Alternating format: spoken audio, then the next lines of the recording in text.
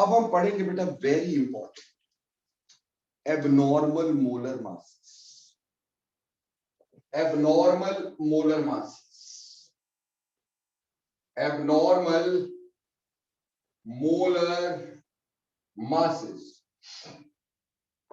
मतलब क्या इसका?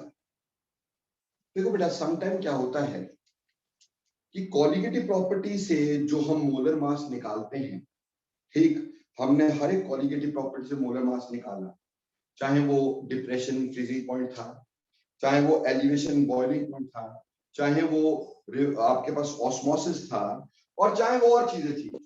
हमने relative lowering in vapour pressure, सभी से हमने क्या निकाला? Molecular mass. बट समटाइम्स क्या होता है बेटे, मॉलिक्यूलर मास जो आता है, जो हमने इससे कैलकुलेट किया होता है, वो गलत आता है, ठीक, फॉल्स आता है। जैसे एक एग्जांपल देता हूं, देखो बेटे, अगर मैं एसिटिक एसिड लेता हूं, if I take acetic acid CH3COOH, इसका नॉर्मली हमें पता है नॉर्मल मोलर मास निकालेंगे तो वो 60 होगा। जो नॉर्मल होगा, नॉर्मल मोलर मास बेटे वो 60 होता है, ये हमें पता है। पर अब अगर बेटे मैं इसको वाटर में डालता हूं ना, तो इसका मोलर मास मैंने पाया कि लेस देन 60 आता है यार। वाटर में डालता हूं और कोई कॉलिगेटिव प्रॉपर्टी से इसको कैलकुलेट करता हूं, तो इसका मोलर मास लेस देन 60 आता है। ऑन द अदर हैंड, अगर बेटे मैं इसमें बेंजीन में डालता हूं, इसको बेंजीन में डालता हूं, क्या देखता हूं कि molar mass comes out to be above 60। और बड़ी इंटरेस्टिंग बात थी यार, ठीक, कि हमने क्या किया, इसका नॉर्मल मोलर मास हमें पता था, पर हमने क्या किया, हमने इसको वाटर में डाला, फिर इसका बॉइलिंग पॉइंट देख लिया होगा, और बॉइलिंग पॉइंट से मान लो इसका हमने मॉलिक्यूलर मास कैलकुलेट कर लिया, या ऑस्मोटिक प्रेशर से कर लिया, किसी भी चीज से कर लिया, किसी भी कॉलिगेटिव प्रॉपर्टी से। वाटर में लेस देन 60 आ रहा है और बेंजीन में मोर देन 60 आ रहा है, एक ही चीज का। अब ये तो बड़ी अजीब बात हो गई भाई, ऐसा क्यों हो रहा है कि मोलर मास डिफरेंट आ रहे हैं? Why is it so? Why molar masses are different? देखो बेटा, इसके दो रीजन हो सकते हैं, ठीक, इसके दो रीजन हो सकते हैं। इसके रीजन होते हैं, there can be dissociation, there can be dissociation of solute, और या फिर there can be association of solute, association of solute. अब उससे क्या हुआ? देखो भाई, जैसे आपने एसिटिक एसिड को वाटर में डाला, आपने सॉल्यूशन तैयार किया acetic acid in water, so water में एसिटिक एसिड टूट गया, टूट किसने बना दिया? CH3COO negative and H3O positive. Water तो हमें पता है कि यहां पे क्या होगा, सॉल्वेंट की तरह यूज करेंगे ना वाटर। तो ये क्या हुआ, आपके पास दो पार्ट में टूट गया। दो पार्ट में टूटने से number increases, therefore due to dissociation number increases. अगर नंबर कहीं इंक्रीज हो गया तो कॉलिगेटिव प्रॉपर्टी डिक्रीज करेगी, ठीक। अगर नंबर इंक्रीज हो गया, therefore colligative property increases, colligative property increases. और अगर कॉलिगेटिव प्रॉपर्टी इंक्रीज हुई, देयरफॉर मॉलिक्यूलर मास डिक्रीजेस। तो मॉलिक्यूलर मास कम हो जाएगा, यानी मोलर मास कैलकुलेटेड, जो इससे कैलकुलेट किया, will be less than normal molar mass, normal molar मास से कम आ जाएगा। सिंपल बात है कि हमने एसिटिक एसिड को वाटर में डाला तो वो डिसोशिएट हो गया, डिसोशिएट हो गया, नंबर बढ़ गया। बेटा कॉलिगेटिव प्रॉपर्टी नंबर पे डिपेंड करती है, नंबर बढ़ा, कॉलिगेटिव प्रॉपर्टी बढ़ गई, कॉलिगेटिव प्रॉपर्टी बढ़ी तो ऑब्वियसली मॉलिक्यूलर मास कम हो गया, तो नॉर्मल से कम। वहीं जब हमने इसको बेंजीन में डाला, इसी को एसिटिक एसिड को बेंजीन में डाल दिया, तो इन बेंजीन, अब बेंजीन के साथ तो जुड़ेगा नहीं, पर होगा क्या, एसिटिक एसिड आपस में हाइड्रोजन बॉन्ड बना के जुड़ जाएगा। ठीक, ऐसे करके आपस में क्या बना लेगा, हाइड्रोजन बॉन्ड्स। तो भैया हाइड्रोजन बॉन्ड यहां बन गया और हाइड्रोजन बॉन्ड यहां बन गया। Due to the formation of these hydrogen bonds, इन हाइड्रोजन बॉन्ड की फॉर्मेशन की वजह से क्या हो गई, एसोसिएशन हो गई, एसोसिएशन टेक्स प्लेस। अब एसोसिएशन हुई तो दो पार्टिकल जुड़ के एक बन गए, तो number decreases, therefore number of solute particles decreases,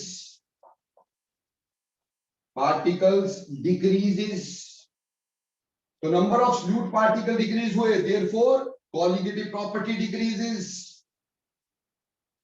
so बेटा colligative property decrease हुई, अगर colligative property decrease हुई तो molar mass increases, बेटे molar mass increase हो जाएगा भाई। अगर colligative property decrease हुई, molar mass increase हो जाएगा बच्चों, समझे कि नहीं, तो मोलर मास विल इंक्रीज। तो जो आपका कैलकुलेटेड मोलर मास है, कैलकुलेटेड मोलर मास, वो नॉर्मल से ज्यादा आ जाएगा, नॉर्मल मोलर मास से ज्यादा आ जाएगा। तो बेटा +2 में आपको क्वेश्चन आएगा, why we can get abnormal molar masses when we calculate it from the colligative property. तो कहना है इसके दो रीजन हो सकते हैं, there may be dissociation, there may be association. If there is dissociation, number increases तो colligative property increases. If colligative property increases, molecular mass becomes less. So calculated molecular mass becomes lesser than normal molar mass. वहीं पर if there can be association, अगर association होती है तो association में क्या होगा, नंबर कम हो जाएगा, नंबर कम होगा, colligative property डिक्रीज करेगी, colligative property डिक्रीज हुई तो मतलब मोलर मास इंक्रीज हो गया, तो कैलकुलेटेड मोलर मास ज्यादा हो जाएगा। तो ये तो था बेटा हमारे पास किस तरह से एबनॉर्मल मोलर मासेस आ सकते हैं। बोलो बेटा, क्लियर? Excuse me sir. हाँ जी बोलो। सर हमने सर वो लिखा सर कि जब वो पानी में डालेंगे सर तो वो डिसोसिएट होंगे सर। सर बट अगर वो तो सर नॉन पोलर होता है और अगर उसे पोलर में डालते हैं तो सर ज्यादा उसकी जो डिसोसिएशन है वो होती नहीं है। तो सर अगर पूरा नेट चेंज देखे तब तो फिर वो कम होना चाहिए ना सर, एज कम्पेयर टू अगर लाइक को लाइक में डिसॉल्व करे तो। बेटे सभी का मोलर मास ऐसे नहीं है, ठीक, सभी का एबनॉर्मल नहीं है, समझ में आई? जैसे जो नॉन इलेक्ट्रोलाइट्स हैं उन केसेस में ऐसा नहीं होता। आप यूरिया को डाल दो, आप ग्लूकोज को डाल दो, आप सुक्रोज को डाल दो, ना वो टूटेंगे ना जुड़ेंगे, तो उनका मोलर मास सही आता है। ये किन्हीं किन्हीं केसेस में, सभी में थोड़ी हो जाएगा। जहां कहीं डिसोसिएशन हो गई, मान लो कोई आयनिक सॉल्यूट है, तो आयनिक सॉल्यूट तो हमेशा ही टूटेगा वाटर में, तो ऑब्वियसली उसमें नंबर बढ़ेगा ही बढ़ेगा, ठीक। और अगर कोई चीज हाइड्रोजन बॉन्ड बना सकती होगी, ठीक, तो बेंजीन में डाला, ज्यादा पोलर नहीं है, बेंजीन में थोड़ा बहुत मिक्स हो गया तो उसमें एसोसिएशन हो जाएगी। So what is the fun of that? कुछ नहीं, हमें तो सिर्फ ये देखना कि किस किस का चेंज हुआ, उसका क्या लॉजिक हो सकता है, ठीक। अब वो तो ऑब्वियस ही है, अगर उसमें कोई चेंज नहीं हुआ या सोल्यूशन नहीं बना तो यहाँ की बात ही नहीं रही, वो तो आएगा ही नहीं ना। क्लियर हो गया? Yes sir. तो अब हमने मॉलिक्यूलर मास निकाले एबनॉर्मल। अब बेटा एबनॉर्मल मोलर मास को आगे ले जा रहे हैं बेटा, ठीक। अब इसको ठीक भी तो करना है हमें, एबनॉर्मल मोलर मासेस को हमें ठीक भी करना है। तो ठीक करने के लिए बेटा अगली कहानी जब हम डिस्कस करेंगे एबनॉर्मल मोलर मासेस पे, वो है वॉट हॉफ फैक्टर। क्या है? What half factor. देखो बेटा, वॉट ऑफ फैक्टर जिसको हमने आई बोल दिया, ठीक, इसी एबनॉर्मल मोलर मास को करेक्ट करने के लिए वॉनटॉफ ने अपना एक फैक्टर दे दिया आई। सिंपल बात ये थी, उसने ये कहा मान लो एक चीज 2 में टूट गई, उसका नंबर डबल हो गया तो कॉलीगेटिव हाफ हो गई, कॉलीगेटिव प्रॉपर्टी हाफ हो गई। तो भैया उस कॉलीगेटिव प्रॉपर्टी को 2 से क्या कर दो, मल्टीप्लाई कर दो, सेम वैल्यू आ जाएगी। यानी उसने एक ऐसा फैक्टर दिया कि जितने गुना कॉलीगेटिव प्रॉपर्टी बढ़ी या कम हुई है उतने से मल्टीप्लाई कर दो तो आंसर आपका सही हो जाएगा।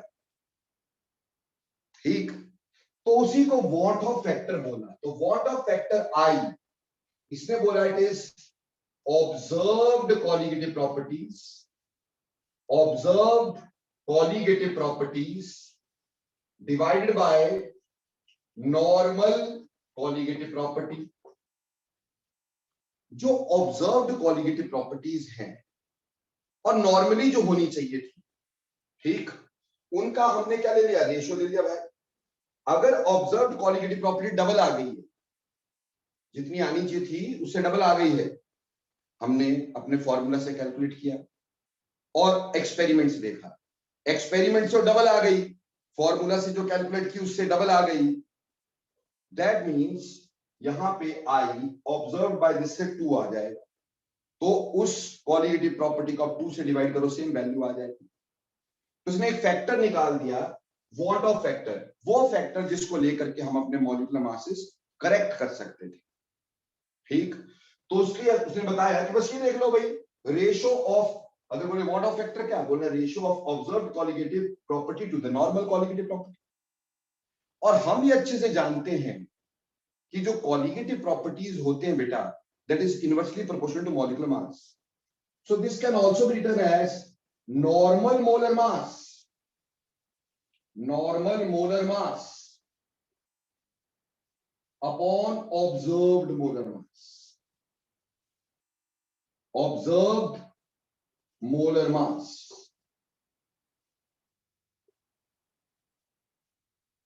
ठीक, यानी कॉलीगेटिव प्रॉपर्टी से मोलर मास उल्टा है, तो अगर ऊपर ऑब्जर्व्ड कॉलीगेटिव प्रॉपर्टी बोला है, नीचे नॉर्मल बोला है, तो भैया मोलर मास उल्टा लिख देना। ऊपर नॉर्मल मोलर मास जो कि होना चाहिए था, जैसे एसिटिक एसिड का 60, और ऑब्जर्व जो हमने कैलकुलेट कर लिया उसकी रेशियो ले लो भाई। समझ में आई बात? तो ये आई होता है वॉट ऑफ फैक्टर। अब ऑब्वियस सी बात है कि आई की वैल्यू फॉर डिसोसिएशन, अगर डिसोसिएशन हुई, फॉर डिसोसिएशन आई की value will be greater than 1। Simple सी बात है, डिसोसिएशन में नंबर बढ़ेगा, नंबर बढ़ेगा कॉलीगेटिव प्रॉपर्टी बढ़ेगी, तो ऑब्जर्व ज्यादा होगा, नॉर्मल कम होगी, तो आई की वैल्यू ग्रेटर देन 1 होगी। ठीक, वहीं पर फॉर एसोसिएशन, अगर एसोसिएशन हुई तो एसोसिएशन में आई की वैल्यू लेस देन 1 होगी। अगर एसोसिएशन हुई तो बेटा नंबर कम होगा, नंबर कम होगा, ऑब्जर्व्ड कॉलीगेटिव प्रॉपर्टी कम होगी, ऑब्जर्व्ड कॉलीगेटिव प्रॉपर्टी कम हुई, नॉर्मल ज्यादा हुई, तो आई की वैल्यू लेस देन 1 होगी। जैसे डिसोसिएशन के लिए एग्जांपल हो सकते हैं कोई भी ionic solutes, ionic solutes in water, जैसे NaCl, ठीक, in water KCl, in water AlCl3, in water etcetera etcetera. और एसोसिएशन में हो सकता है भैया, जहां पे हमारे पास एसोसिएशन हो सकती है, बेंजीन वगैरह में कोई पोलर चीज डाल दी तो आपस में जुड़ जाएंगे भाई, जैसे एसिटिक एसिड इन बेंजीन,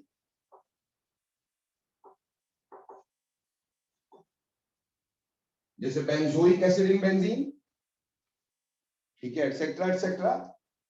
अगली बात, अगली बात, अगर नॉन इलेक्ट्रोलाइट हुआ, फॉर नॉन इलेक्ट्रोलाइट, जो इलेक्ट्रोलाइट है ही नहीं, यानी जिसमें डिसोसिएशन नहीं होनी, और मान लो उसमें एसोसिएशन भी हो रही नहीं हो रही है, no dissociation, no association, no dissociation, no association. For example जैसे यूरिया, ग्लूकोज, ठीक, इस तरह की चीजें, urea, glucose, cane sugar, they are non electrolytes. तो ऐसे केस में आई की वैल्यू इज इक्वल टू 1, क्योंकि फिर कोई गड़बड़ आएगी नहीं, ऑब्जर्व कॉलिगेटिव प्रॉपर्टी और नॉर्मल कॉलिगेटिव प्रॉपर्टी बराबर हो जाएगी। For solutes like urea, sucrose, glucose etcetera, तो दे आर नॉन इलेक्ट्रोलाइट्स। ठीक है जी। तो बेटा इस तरह से हमने वॉट ऑफ फैक्टर को निकाल लिया। अब वॉट ऑफ ने बोला भैया सारे जो एक्सप्रेशन हमारे पास थे उसको ठीक तरह से लिखने के लिए सबकी कॉलिगेटिव प्रॉपर्टी को आई से डिवाइड करो। आई से डिवाइड करना मतलब जैसे हमारे पास था रिलेटिव लोअरिंग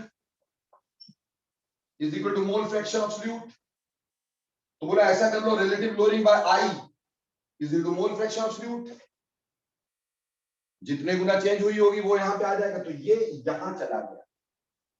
तो इसलिए बेटा हमारे पास अब जितने भी पुराने एक्सप्रेशन थे आई से डिवाइड करने की वजह से वो यहां जाएंगे, इसमें सारी जगह पे आई आ जाएगा। जैसे रिलेटिव लोअरिंग का फॉर्मूला था PA degree minus PA upon PA degree is equal to x B, हमने लिख दिया आई एक्स बी। ठीक, i is van't Hoff factor. कैसे कैलकुलेट करेंगे? Observe colligative property by normal colligative property, ये बात। दूसरी बात, अगर मान लो डेल्टा टी भी निकालना है तो आई के बी एम, उसी तरह से डेल्टा टी एफ निकालना है तो आई के एफ एम, उसी तरह से अगर पाई निकालना है तो आई सी एस टी लिखेंगे अभी, यानी सब जगह आई आ जाएगा। तो ये वॉट ऑफ रिलेशनशिप्स आ जाएंगे और हम अब के बाद यही यूज करते हैं।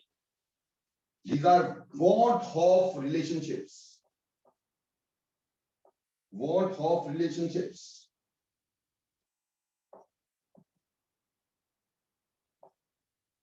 Of colligative properties. सब जगह आई आ गए। ठीक, देखो बेटा जैसे सर ने आपको बार बार एक बार बताई थी बात कि लोग ये बोलते हैं जिनकी कंसंट्रेशन बराबर वो आइसोटोनिक होते हैं, जिनकी कंसंट्रेशन ज्यादा वो हाइपरटोनिक, जिसकी कंसंट्रेशन कम वो आइसोटोनिक। ये गलत है। ठीक, हमें कंसंट्रेशन से नहीं, हमें ऑस्मोटिक प्रेशर से लेना है। इसको मैं प्रूव करता हूं। आपको ये कह दिया, क्वेश्चन देखिएगा प्लीज, आपको कह दिया कि 6 ग्राम acetic acid in 100 gram of water and 6 gram urea in 100 gram of water is equimolar but not isotonic. ठीक, बहुत ही इंपॉर्टेंट क्वेश्चन हो गया, इससे हमें समझ में आएगा मेरे दोस्तों। ठीक है, कि बोलता 6 ग्राम एसिटिक एसिड और 100 ग्राम ऑफ वाटर और 6 gram urea in 100 gram of water, ये इक्विमोलर तो है, यानी कि मोलैरिटी सेम है, मोलैरिटी सेम है बट ऑस्मोटिक प्रेशर सेम नहीं है, दे आर नॉट आइसोटोनिक। तो सर वाली बात आ जाएगी यहां। देखो कैसे, पहले number of moles of acetic acid निकाल देते हैं, वो आएगा 6/60 क्योंकि मॉलिक्यूलर मास 60 होगा 0.1 in 100 millilitre, 100 gram rather, 100 gram of water. और वहीं पर number of moles of urea भी निकाल लो। Number of moles of urea निकालोगे तो हमारे पास आएगा 6 यूरिया का मास दिया है और 60 उसका भी मोलर मास होता है, वो भी 0.1 होगा इन 100 ग्राम ऑफ वाटर। दोनों की मोलैरिटीज सेम है, दोनों की मोलैरिटीज भी सेम है, so they are equimolar. So they are equimolar. दोनों की मोलैरिटीज और मोलैलिटी सेम है तो इक्विमोलर है, क्योंकि नंबर ऑफ मोल सेम है, वेट ऑफ सॉल्वेंट सेम है। But pi for acetic acid, acetic acid का पाई इज ICST, ठीक, और यूरिया का जो होगा हमारे पास वो भी होगा ICST। देखो बेटा, ये सेम है, ये सेम है, ये सेम है, ये सेम है, ये सेम, लेकिन हम जानते हैं कि एसिटिक एसिड का i of acetic acid will not be equal to i of urea, क्योंकि आई एसिटिक एसिड का ग्रेटर देन 1 होगा, क्योंकि इलेक्ट्रोलाइट है, वाटर में डाला है, डिसोशिएट करेगा तो इसका आई ग्रेटर देन 1 होगा। यूरिया नॉन इलेक्ट्रोलाइट है इसलिए उसका आई 1 होगा। तो ऑब्वियसली ये दोनों कभी भी इक्वल नहीं हो सकते, क्योंकि इनके आई की वैल्यू अलग अलग है, तो इनका ऑस्मोटिक प्रेशर कभी भी सेम नहीं हो सकता है। इनका ऑस्मोटिक प्रेशर कभी भी सेम नहीं हो सकता है, इसलिए ये इक्विमोलर तो है बट आइसोटोनिक नहीं है। बोलो मेरे प्यारे बच्चों, बात समझ में आई कि पिछली भी चले गई? तो इसलिए सर पहले से चीख रहे थे कि भैया आइसोटोनिक या हाइपरटोनिक या हाइपोटोनिक के कंसंट्रेशन से नहीं लेना। लड्डू लोग इसको कंसंट्रेशन से लेते हैं बेटा, हम आइसोटोनिक मतलब इसका ऑस्मोटिक प्रेशर सेम। आप यहां देख रहे हैं कि सॉल्यूशन में भी आइसो इक्विमोलर, उनकी मोलैरिटीज सेम हो सकती है, उनकी मोलैलिटीज सेम हो सकती है, ठीक, लेकिन उनका ऑस्मोटिक प्रेशर जो है वो सेम नहीं भी हो सकता है, क्योंकि उनके वॉट ऑफ फैक्टर अलग अलग हो सकते हैं। इस वजह से they may be equimolar but may not be isotonic.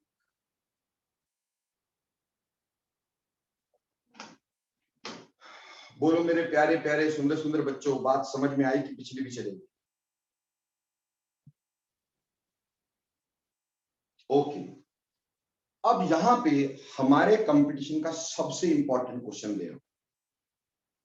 हमारे कंपटीशन में जो सबसे इंपॉर्टेंट क्वेश्चन आता है वो क्या आता है? देखो ध्यान से, वेरी वेरी वेरी इंपॉर्टेंट। हमारे कंपटीशन में जो सबसे ज्यादा इंपॉर्टेंट क्वेश्चन, यानी सॉल्यूशन में जो आने के चांसेस 2000% है और 99% यही क्वेश्चन पेपर में सॉल्यूशंस में पूछा जाता है, ठीक, तो वो क्या होता है? हालांकि अभी पिछले चंद सालों में रिवाज ये हो गया है कि सॉल्यूशन से ना थ्योरेटिकल क्वेश्चन ज्यादा आ रहे हैं और न्यूमेरिकल्स बहुत कम आते हैं, ठीक। पहले न्यूमेरिकल ज्यादा आया करते थे, आजकल थ्योरेटिकल क्वेश्चन से ज्यादा आने लगे हैं। वैसे भी बेटा पेपर्स में अभी केमिस्ट्री में ना थ्योरेटिकल क्वेश्चंस पे ज्यादा ध्यान दिया जा रहा है देन दैट ऑफ न्यूमेरिकल्स, ठीक है जी। तो देखो मेरे प्यारे बच्चों, बात ये है कि अब हमारे पास एक क्वेश्चन आया, ये 101% पूछा जाएगा। ध्यान देना, हमें 4 solution they the. Solution A हमारे पास 0.1 molar NaCl, solution B 0.1 molar calcium chloride, solution C 0.08 molar AlCl3। D दिया गया था 0.1 मोलर यूरिया, और मुझे ना एक और भी सॉल्यूशन ले लेना है ई, बोला 0.05 मोलर K4FeCN का होल 6। ये 5 सॉल्यूशन है A B C D E। हमें बोला गया arrange in the order of, in solutions को बोला गया arrange in the order of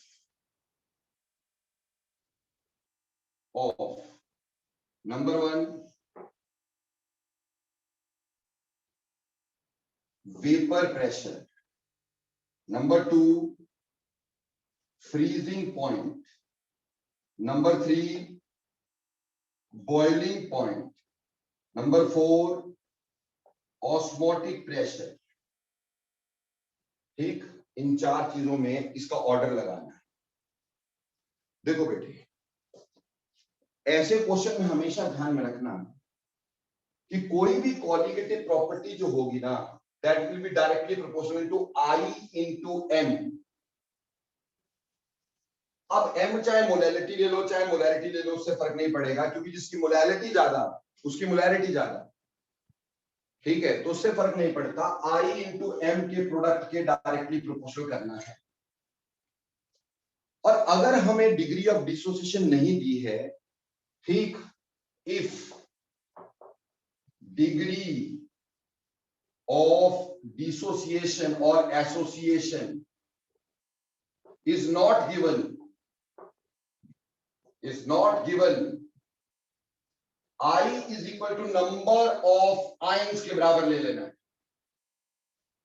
I किसके बराबर ले लेना है? नंबर ऑफ आयंस के बराबर ले लेना। जैसे यहां I इंटू M देखेंगे तो यहां I की वैल्यू कितनी आएगी? यहां पे I की वैल्यू हो जाएगी 2, क्योंकि एक Na और एक Cl, दो पार्ट में टूटेगा। कितने में टूटेगा? 2 पार्ट में, एक Na और एक Cl। इसलिए बेटा यहां पे I इंटू M की वैल्यू हो जाएगी 2 इंटू 0.1, यानी 0.2 हो जाएगी। ये I इंटू M की वैल्यू। मुझे I इंटू M देखना है, मेजर बात ये है। ठीक, यहां पे I की वैल्यू कितनी हो जाएगी? 3। एक कैल्शियम 2 क्लोराइड, एक कैल्शियम 2 क्लोराइड, तो यहां पे 3 इंटू 0.1 यानी 0.3 वैल्यू हो जाएगी।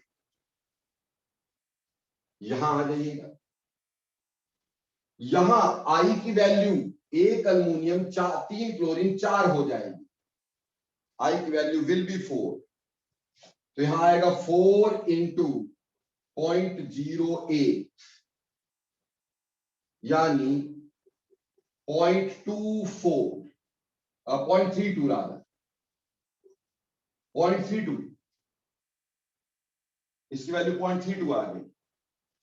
यहां urea is a non electrolyte, I is 1,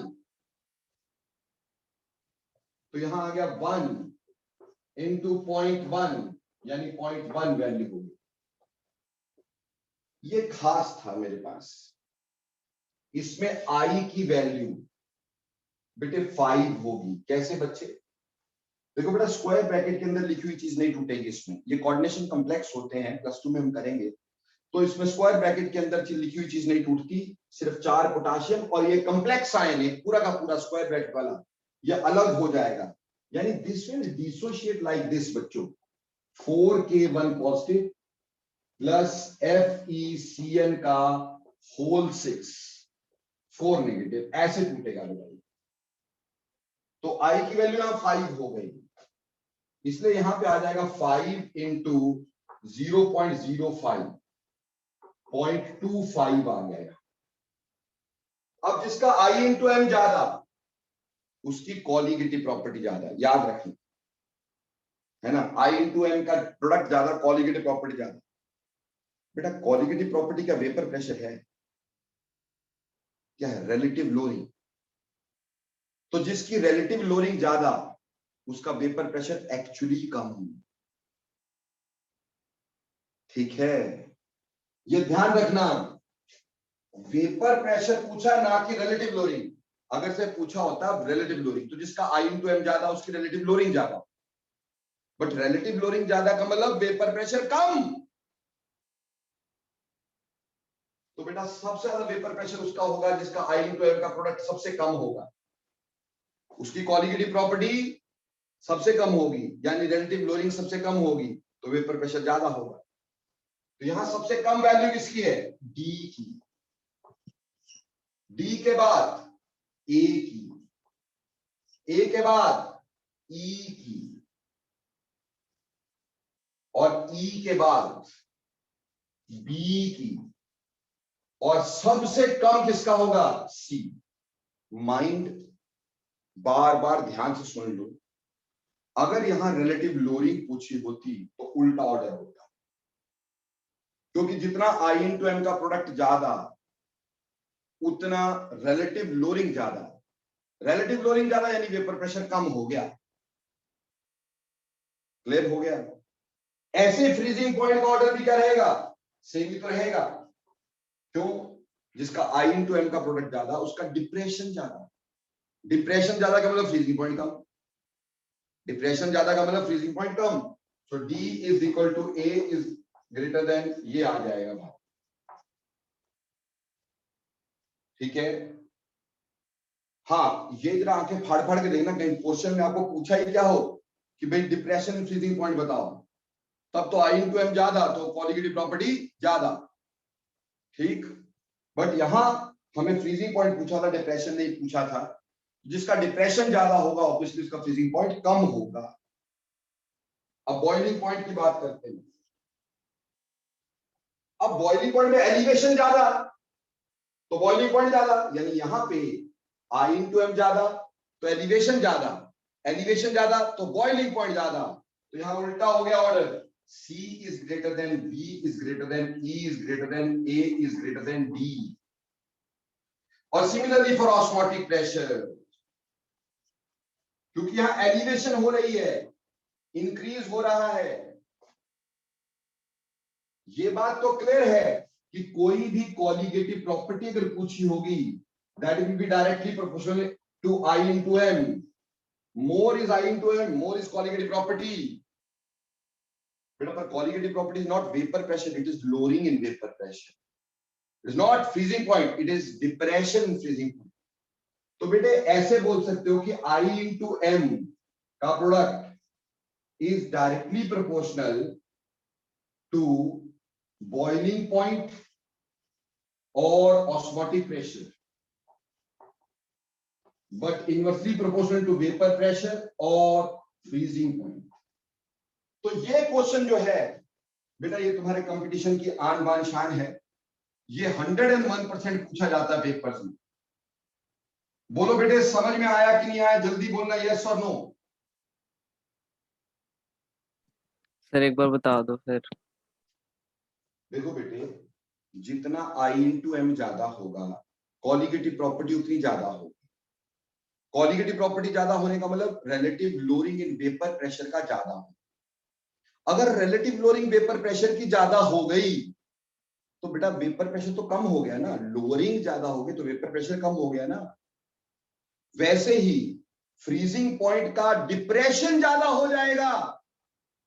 अगर फ्रीजिंग पॉइंट का डिप्रेशन ज्यादा हो गया तो बेटा फ्रीजिंग पॉइंट तो कम हो गया ना। अरे बोलो समझ में आई? Yes sir.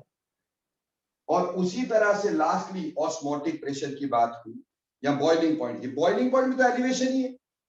अब आपने आई इंटू एम बढ़ाया, एलिवेशन हो गया ज्यादा, यानी बॉइलिंग पॉइंट भी ज्यादा। तो इसलिए कॉलीगेटिव प्रॉपर्टीज में हम देखेंगे तब तो आई इंटू एम का प्रोडक्ट डायरेक्टली देखेंगे। अदरवाइज अगर boiling point, osmotic pressure, vapour pressure दिया हो तो ध्यान में रखना है कि भैया कॉलीगेटिव प्रॉपर्टीज डायरेक्टली प्रोपोर्शनल, उसके हिसाब से सोचने का। तो उम्मीद करता हूं ये क्वेश्चन पानी की तरह आपको अच्छे से क्लियर हो गया होगा। इज इट क्लियर और नॉट?